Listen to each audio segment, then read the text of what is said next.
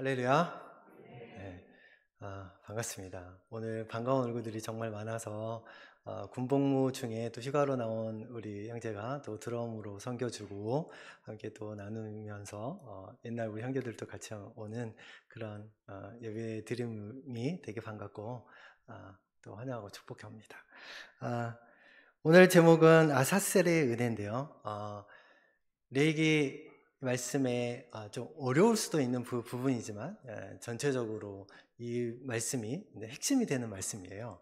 우리가 지금 이제 사순절을 지나고 있는데 우리 이번 다음 달에 4월 20일이 이제 부활절인데 예수님의 부활 전 주일을 제외한 나머지 일수가 이제 40일이에요. 그 기간을 사순절이라고 하는데 이 기간에 더욱더 우리 자신을 더 뒤돌아보고 또 회개하면서 특별히 이렇게 또 특별 새벽기도 특세를 하기도 하는데 저희들 마음가짐이 그런 사순절을 준비하는 그런 저희 모두가 되기를 소망합니다. 네. 오늘 제목이 아사셀의 은혜인데 아사셀이 무엇인지 약간 좀 생소할 수도 있습니다. 아사셀이 무엇인지 또 어떤 역할을 하고 어떤 의미를 부여하는지 좀 알아보도록 하겠습니다. 오늘 본문이 레위기 16장 전체가 배경이 되는데 오늘 좀 많이 읽었어요. 그렇지만 1절부터 끝절까지 다 배경으로 해서 말씀을 드리도록 하겠습니다. 이 레위기 16장은 대속죄일에 관한 말씀이에요. 16장 29절의 말씀 보니까 대속죄일은 1년 중에 오직 한 날 7월 10일에 대제사장이 성막 안에 주성소에 들어가서 이스라엘 모든 백성의 죄를 대속하고 죄로 분리되었던 하나님과 저의 관계를 화해시키는 그런 대속죄일인 것입니다. 욤 키푸르라고 하는데 이 첫 번째 메시지입니다. 대속죄일의 의식에 대해서 저희가 한번 알아보고 넘어가도록 하겠습니다. 레위기가 좀 놀라운 레위기라고도 하는데 좀 어려울 수도 있습니다만은 유래부터 차근차근 이제 말씀 오늘 들으시면서 좀 쉽게 풀어갈 수 있는 그런 시간을 갖도록 할게요. 일단 유래를 먼저 볼게요. 대속죄일이 왜 생겼냐면 구약의 모세 시대로 갑니다. 모세가 시내산에서 십계명을 받아요. 십계명을 받아서 하나님께 은혜를 받고 이제 하나님께 이제 법을 잘 계명을 잘 지키기 위해서 내려오는데 내려왔을 때 백성들은 어떻게 하고 있었나요? 금송아지를 만들어서 거기 숭배하고 있었어요. 너무나 화가 났습니다. 모세가 너무나 화가 나서 그 십계명 돌판을 집어 던지죠. 하나님도 화났고 모세도 화났습니다. 그 이후에 마음을 다시 새롭게 잡고 두 번째 모세가 이제 시내산에 올라갑니다. 40일 동안 다시 금식하고요. 십계명을 다시 받습니다. 받아서 내려오는데 그날이 7월 10일입니다. 히브리력으로 7월 10일이에요. 그 날이 하나님께서 다시 용서해줘서 십계명을 다시 만들잖아요. 그런 대속의 개념이 유래되었던 그 유래입니다. 대속죄일이 이렇게 이루어졌는데 이와 같이 유래 속에 이스라엘 백성들을 해마다 이제 7월 10일이 되면 마음을 먼저 회개합니다. 통회하고 또 속죄하고 그 다음에 이스라엘 전체가 대속하는 그런 날이 되는 거예요. 레위기 전체의 핵심 장이라고 하는 이 16장은 대속죄에 대해서 기록하고 있는데 1절 말씀을 먼저 보도록 할게요. 어떻습니까? 아론의 두 아들이 나오죠. 나답과 아비후가 부주의하게 하나님이 정한 불로 하는 제사를 드려야 되는데 어떤 불로 드렸나요? 다른 불, 준비되어있지 않은 불로 드린 거예요. 하나님께 나아가서 죽임을 당한 사건 이후에 하나님께서 안 되겠다. 이거를 제정을 해서 이렇게 제사를 드려라 라고 제정을 하십니다. 2절에 그 말씀이 보충되어 설명하고 있어요. 하나님께서는 누구도 무분별하게 지성소에 들어가지 못하도록 이렇게 했습니다. 성막이 나오는데 이 부분을 잠깐 저희가 보고 가도록 하겠습니다. 성막을 한번 보여주실까요? 네. 잘 보이나요? 그 성막이 잘 안 보이는데 일단 보면 앞에 입구에 번제단이 있어요. 번제단. 이 번제단의 불로 불을 드려야 되는데 나답과 아비후가 이 불을 사용하지 않은 거죠. 하나님께서는 이 불을 사용하라고 했는데 다른 불을 사용한 거예요. 그리고 물두멍이 나옵니다. 물두멍에서 이제 나중에 설명드리겠지만 이제 손을 깨끗이 씻고 성결하게 하고 몸과 마음이 회개되는 그런 상황이죠. 이게 성막들입니다. 성막들이라고 되어 있죠. 그리고 위쪽으로 가면 성소와 지성소가 나옵니다. 성소와 지성소. 그거를 다시 한번 자세하게 본다면 이렇게 화면이 나와요. 네. 자, 번제단 물두멍 위에 보면 왼쪽 편에 금잔대가 나오고요. 그리고 떡상이 나오고 그 다음에 분향단이 나옵니다. 분향단. 그리고 이게 성소예요. 성소는 제사장들이 들어가서 준비하고 있었죠. 그 안에 휘장이 있고 휘장을 넘어서 지성소가 있습니다. 지성소. 눈 좋으신 분들 보이시죠? 지성소가 있습니다. 지성소는 하나님의 법궤가 들어있습니다. 법궤. 법궤. 자, 이거를 생각해 머리에 두시고 성막을 생각해 두시고 이 말씀을 들으면 더욱더 은혜가 됩니다. 하나님 거룩하시잖아요. 인간들은 죄가 많아서 죄된 본성과 하나님과 공존할 수가 없어요. 공존할 수가 없어. 그래서 오직 대제사장만 아까 그 그림처럼 성소와 지성소를 나눈 그 휘장을 지나서 지성소에 들어갈 수 있었어요. 대제사장만 1년에 한 번 그 지성소에 들어가서 대속죄를 하는 겁니다. 그래서 우리를 대표해서 가는데 그러면 이 대속죄일이 목적이 무엇일까? 이스라엘 백성 전체를 위한 속죄와 성소의 성결입니다. 네, 다시 한번요. 이스라엘 전체가 다 대속하는 날이에요. 그래서 모든 내가 속죄할 때 어린 양을 잡아서 제를 올리고 이런 거를 모두 백성이 할 수 없어서 대속죄일을 정합니다. 하나님이 십계명 돌판을 다 뒤엎고 엎어버리고 깨는 그거를 사실 용서해줘서 한 것처럼 이 날에 백성 전체가 대제사장이 한 번에 죄를 속죄하는 그런 날인 거예요. 대제사장은 이제 3절 말씀 보면 자신과 가족들을 위해서 속죄하고요. 그리고 두 염소를 준비합니다. 그리고 두 염소 중에 하나는 속죄제로 드리고 하나는 살려놨다가 아사셀 염소로 드리는데 이제 대속죄일의 절차에 대해서 쭉쭉쭉 이렇게 나와 있어요. 오늘 말씀이 그 말씀인 거예요.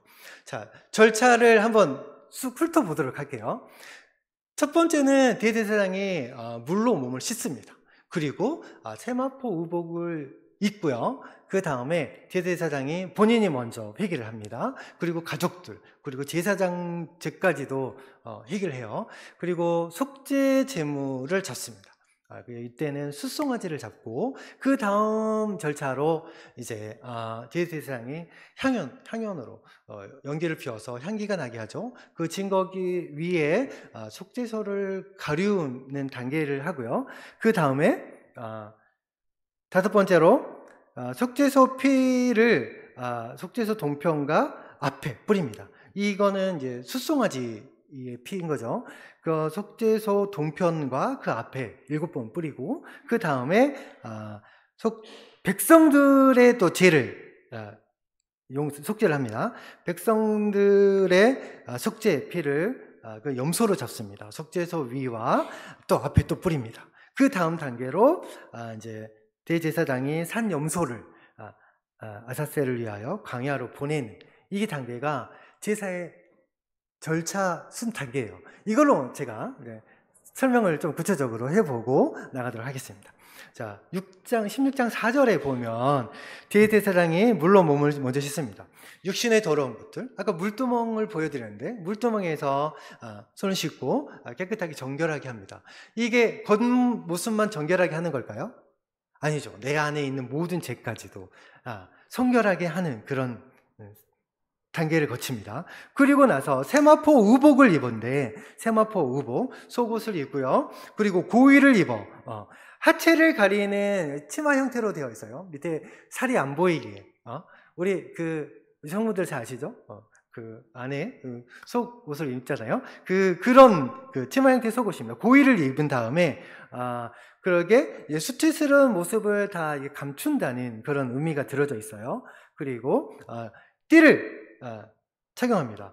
이게 나풀나풀 거려서 이렇게 방해되거나 그러지 않게 해서 딱 고정해가지고, 우리 허리띠 차는 것도 마찬가지예요. 한복 입을 때 끈을 하잖아요. 띠를 착용하고, 그 다음에 간을 씁니다.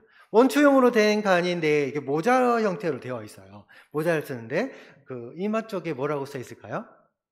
여호와께 성결. 그쵸. 여호와께 성결이라는 금패 부착한 것을 딱 쓰고 이제 나갑니다. 이것은 하나님을 섬기기 위해서 타락한 자신의 육신을 그리스도의 옷으로 입는다 라고 신학교에도 말씀하고 있습니다. 로마서 13장 14절 보니까 오직 그리스도로 옷 입으라고 되어 있거든요. 세마포 옷으로 다 차려입은 단계. 그 다음 단계가 뭐죠? 16장 6절과 11절에 나오는데, 대제사장이 자기를 위해서 회개를 먼저 합니다. 자기가 먼저 정결해야 돼요. 대제사장이 먼저 정결하고, 그 다음에 그 가족들의 제사장들도 포함되어 있습니다. 대제사장이 제사장들도 가족으로 생각하고 제사장들의 죄까지도 다 완전히 해결을 합니다. 다른 부지불식간에 지었던 이런 모든 죄까지도 합니다.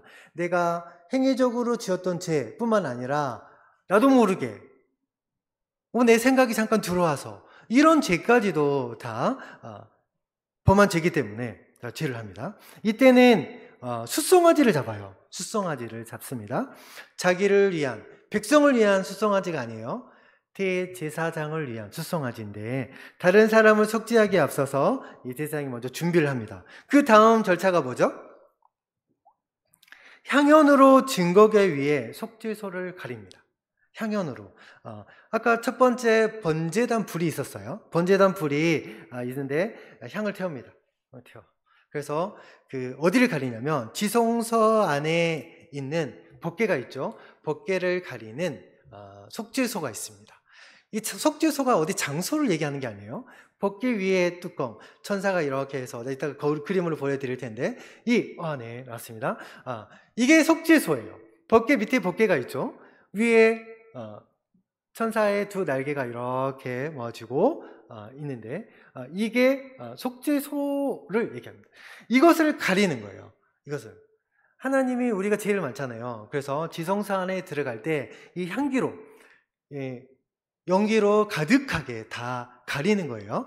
그리고 나서 이제 우리가 하나님을 볼 수 없는 존재임을 깨닫는 거죠. 이것에 하나님이 우리를 본다면 우리가 죽을 수도 있기 때문에 연기를 샤프하게 해가지고 지성소 안에 들어가는 겁니다. 이게 부정에서 치유된 자가 이제 하나님의 새로운 백성으로 그 모든 죄를 속죄받았다. 그렇게 로마서 8장 34절에 말씀하고 있는데 그런 속죄인 거예요. 모든 죄를 속죄받았다. 그래서 그 다음 단계로 속죄소 피를 속죄소 동편과 앞에 뿌립니다. 속죄소 그룹이 양쪽으로 이렇게 되어져 있는 거기에 동편에 피를 뿌리고요. 그리고 그 앞에 바닥까지 다 뿌린다는 겁니다. 그 하나님의 임재가 곳곳에 다 임재했다는 그런 뜻을 나타내거든요. 14절 말씀, 그는 또 수송아지 피를 가져다가 손가락으로 우슬초로 바르잖아요. 6월절 할 때는. 그런데 손가락으로 이렇게 뿌립니다. 직접. 몇 번 뿌리죠? 7번. 예, 역시 사모님 대단하십니다. 7번. 7번은 우리 행운의 수라고도 하는데 그렇지 않고 완전수를 얘기합니다. 완전한 제사함을 얘기하는 거예요. 대제사장과 그 가족들이 다른 사람의 속죄 앞에서 7번 피를 숫송아지 피를 속죄소 위에 이렇게 동편에 뿌리고 앞에 뿌립니다. 그리고 모든 죄를 다 사함 받았다. 히브리서 7장 27절에도 그렇게 확인해주고 있거든요. 대제사장조차도 깨끗하게 해야 된다는 의미입니다. 이 말이 숨어져 있는 것은 대제사장도 깨끗해져야지, 성결해져야지 온전한 하나님의 제사를 받을 수 있다는 겁니다. 하나님 앞에서는 모든 자가 성결해야 된다는 것입니다.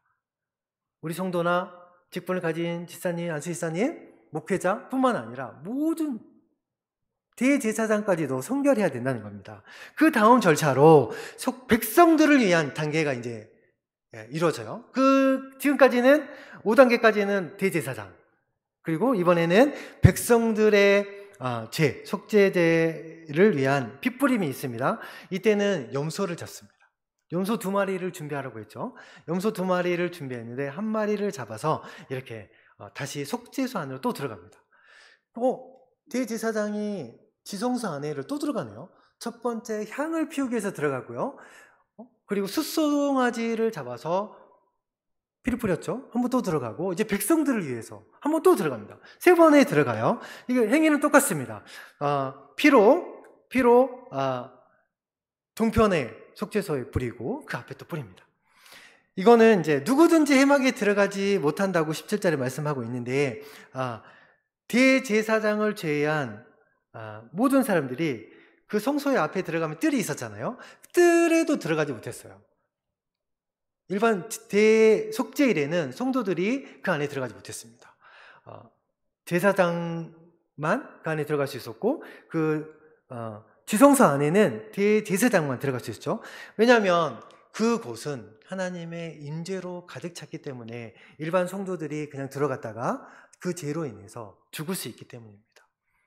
제사장의 아들도 그것을 죄를 제대로 지키지 못해서 죽었지 않습니까? 그런 것처럼 이 죄 많은 일반 성도들이 그 안에 들어가서 죽을 수 있기 때문에 하나님이 그걸 다 예방을 하신 거예요. 자, 이제 성스럽게 했는데 속죄소도 지성소도 깨끗하게 했죠. 성막도 했습니다. 그리고 성소의 기구들, 그리고 번제단까지 네 뿔에게도 이렇게 정결케 하는 의식을 다 한 다음에 제가 하나님과의 관계뿐만 아니라 이 공동체, 그리고 예배의 공간, 이 모든 것까지 다 더럽혀 줄 수 있으니 성결하는 그 의식이 있었던 거예요. 다시 한번요.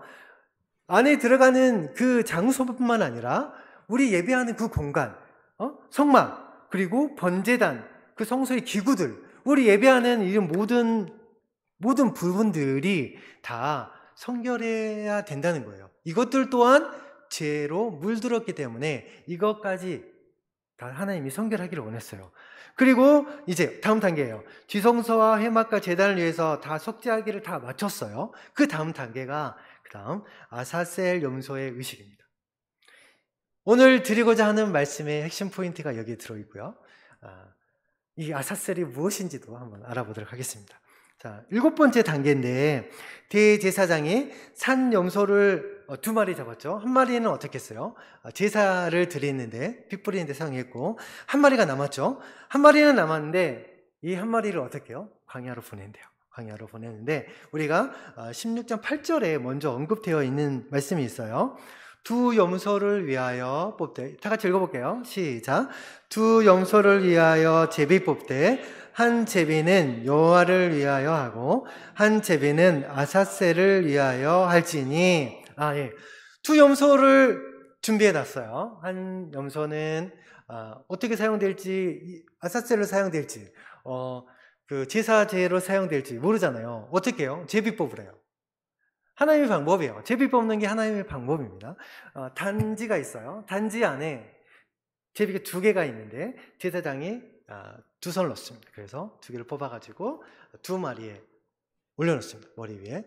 어떤 건지 몰라요. 그래서 딱 보고 한 마리에는 제사, 속죄 제물로 쓰여지고 한 마리에는 아사셀로 사용되는 거예요. 이렇게 제비를 뽑아서 아사셀을 준비합니다. 오늘 20절에는 다시 한번 또 말씀하고 있는데, 그 지성소와 회막과 제단을 위하여 석자기를 마친 후에 살아있는 염소를 드립니다. 자, 이 살아있는 염소가 아사셀입니다. 아사셀이 뭐냐? 아자젤이라고 히브리서로 되어 있는데, 완전한 제거라는 뜻이에요. 완전히 제거했다. 뭐를?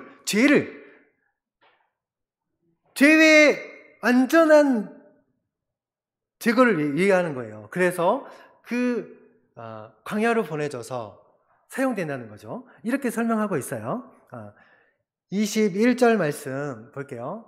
좀 긴데 핵심된 내용이라 한번 읽어보도록 하겠습니다. 시작.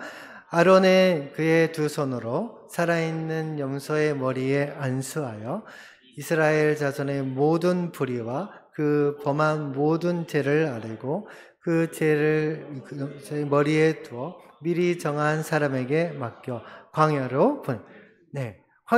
미리 준비한 사람으로 인해서 보냈는데, 자, 여기서 안수가 나옵니다. 대제사장이 살아있는 머리에 안수를 하는데 어떻게 하래요? 두 손으로 하래요.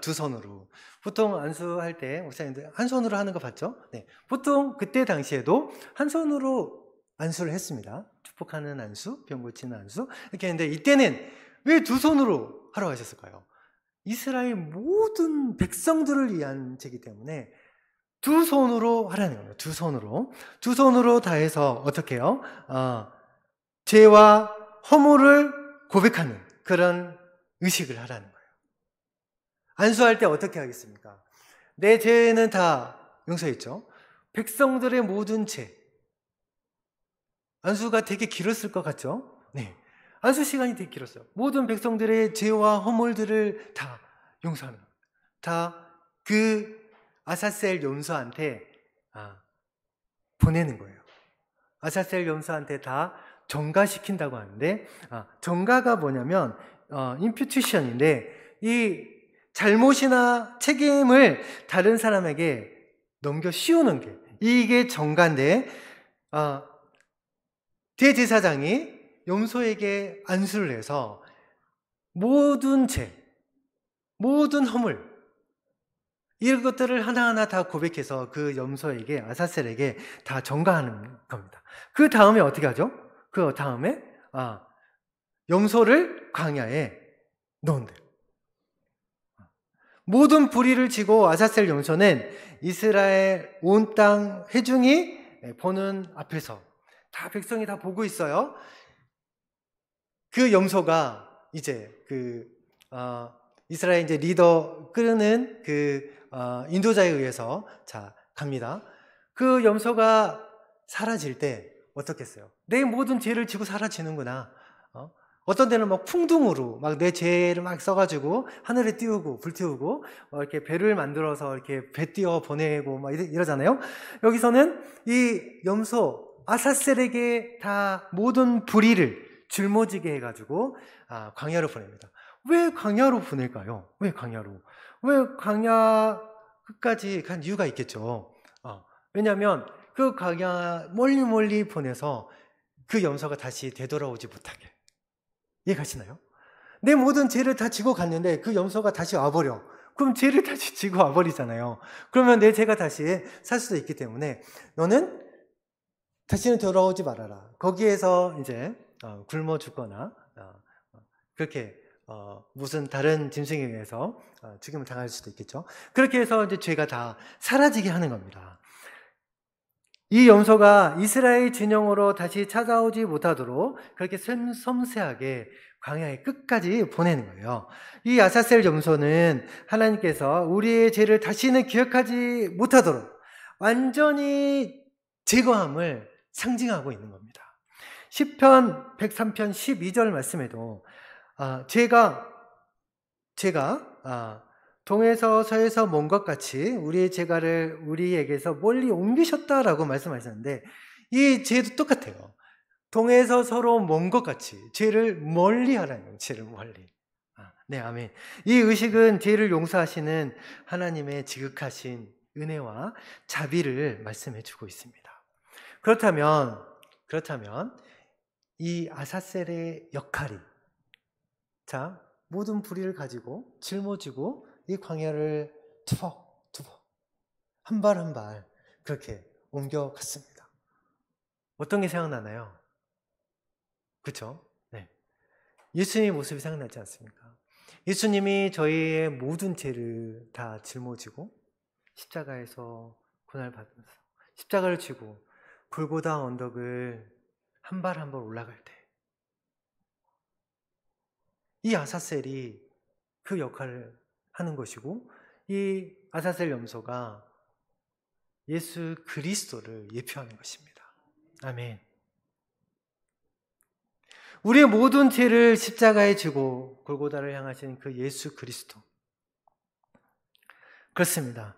예수님은 우리 죄를 제거하는 아사셀 염소의 완성이 되었습니다. 요한복음 1장 29절 하반절에도 세례 요한이 예수님이 오는 모습을 보고 보라, 세상 죄를 지고 가는 하나님의 어린 양이로다 라고 미리 예고 선언을 하는데, 하나님의 어린 양이 예수 그리스도임을 다시 한번 또 말씀해 주고 있습니다. 예수님은 우리의 모든 죄를 짊어지고 십자가에서 죽으심으로 그 죄와 그 죄의 결과를 완전히 제거하셨습니다. 그리고 더 이상 반복되는 제사가 필요 없게 했습니다. 히브리서 9장 12절에 염소와 송아지의 피로 하지 아니하고 오직 자기 피로 영원한 속죄를 이뤄서 단번에 성소에 들어가셨습니다. 어린 양이나 염소는 어때요? 인간보다 열등한 동물이기 때문에 한 번의 죄를 다 대속하지 못하잖아요. 그래서 매년 7월 10일에 염소를 잡아서 제사를 지냈습니다. 매년 드렸어야 돼요. 더 작은 제 개인의 죄는 더 절기마다 어린 양을 잡아서 속죄를 했고요. 그렇지만 예수님은 어때요? 예수님은 한 번에 우리가 매년 드리는 이 아사셀, 이 염소를 다 못하게 한 번에 다 책임져 주셨다는 것입니다. 만약 예수님이 안 계셨다면 지금도 아사셀 염소가 많이 돌아다닐까요? 광야 같은 곳에서 아사셀 염소를 만날 수도 있겠죠. 그렇지만 그 아사셀 염소가 다시는 되돌아다니지 않도록 예수님의 거룩하신 십자가의 은혜로 우리를 대속했다는 것입니다. 사랑하는 여러분, 이제 이 시간에 이 말씀을 적용해 보고 싶습니다. 저희가 성도입니다. 하나님의 거룩한 성도인데, 근데 연약한 육신을 가지고 있습니다. 연약한 육신을 가지고 있어요. 그래서 죄를 안 짓고 싶지만 어쩔 수 없이 무의식적으로라도 죄를 지을 수밖에 있는, 모든 사람은 또 죄인이라고 하나님께서 말씀해 주셨는데, 그런데 죄를 지었을 때, 우리는 죄는 허물밖에 없는 죄인이지만 죄를 지었을 때 어떻게 해야 될까요? 이스라엘 백성들이 속죄 제사를 해서 올렸던 것처럼 우리도 바로 속죄 회개를 해야 되는 것입니다. 내가 죄를 지었을 때 바로 회개를 하는 게 너무 중요하고요. 습관이 되었으면 좋겠습니다. 이스라엘 왕 중에 가장 회개를 잘하는 다윗 왕.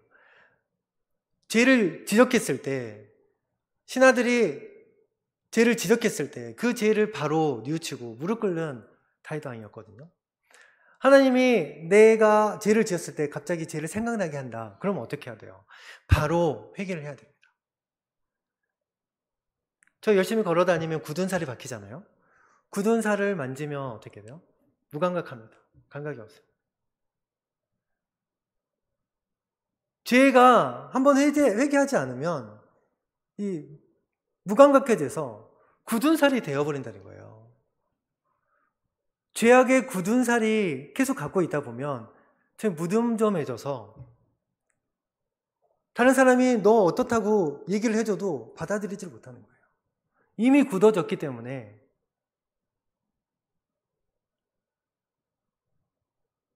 누군가 나의 잘못을, 나의 죄를 만약에 지적한다면 그거는 감사함으로 받아야 되고, 그 감사함은 바로 무릎을 꿇는 자리로 나아가야 될 것입니다. 이게 쉽지 않다라는 거죠. 죄를 용서받는 예수 그리스도의 십자가의 보혈의 은혜가 있는데도 제가 무릎 꿇지 않는다는 거예요. 오늘 이 아사살의 염소의 은혜가 여러분에게 임하기를 소망합니다.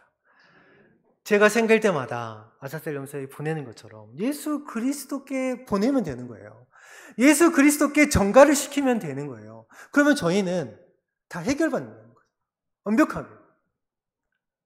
아사살 염소가 멀리 광야까지 가서 되돌아오지 못하게 하는 그럴 필요도 없습니다. 예수 그리스도께 전가를 시켜버리면 모든 저희 죄가 다 깨끗하게 정결하게 해결받는다는 것입니다. 여러분 마음속에 여러 가지 죄의 각질들이 많이 있습니다. 미움, 시기, 질투, 욕심들, 이 가득한 것들, 이 각질의 죄가 있다면 우리는 그 각질들을 예민하게 받아들였으면 좋겠습니다. 쉽게 각질을 제거할 때 굳은살이 되지 않잖아요. 이 각질을 저희가 생각날 때마다 다 제거했으면 좋겠습니다. 어떻게 해야 되냐? 어떻게 해야 되냐? 민감하려면 하나님의 말씀을 자꾸 들이대야 됩니다. 하나님의 말씀으로 찔림이 있어야 돼요. 하나님의 말씀이 내 안에 들어와서 찔림이 있게 그 말씀으로 자꾸 자신을 비춰봐야지 제가 내가 죄인이구나. 내가 죄인이구나 라고 알 수 있습니다. 그 말씀을 비추시기를 원합니다. 우리는 이 대속죄일과 아사셀 염소 의식을 통해서 죄의 심각성과 하나님의 거룩하심을 깊이 깨닫는 시간이 되었습니다. 이제 말씀을 정리해 볼게요. 대속죄일의 완성은 예수 그리스도임을 우리가 배웠습니다. 오늘날 대속죄일의 의식이 예수 그리스도를 통해 완성되었는데 예수님은 우리의 대제사장이 되어주셨습니다. 그래서 단번에 우리 죄를 속죄하시고 제거해 주셨다는 사실입니다. 매년 대속죄일을 통해서 이스라엘 백성들이 자신들의 죄를 속죄받고 하나님의 거룩한 백성으로 살아갈 수 있었던 것처럼 우리도 예수님의 십자가의 보혈의 은혜로 거룩한 자녀가 되어서 예수님 안에 머무는 예수님 안에 거룩한 성결의 자녀로 그렇게 머무는 자녀가 되기를 소망합니다. 로마서 12장 1절에 보면 그러므로 형제들아 너희 몸을 하나님이 기뻐하시는 거룩한 산제물로 드리라. 거룩한 산제물로 드리라. 이것이 너희들의 영적 예배라고 말씀합니다. 예수님께서 이루신 완전한 속죄를 믿음으로 받아들이고 그의 안에 거룩함을 유지할 때 우리가 거룩한 산제물로 드리는 영적 예배가 되는 것입니다. 우리 삶이 이 은혜를 기억해서 하나님 앞에 거룩하게 살아가는 삶이 되기를 여러분들을 축복합니다. 이 시간에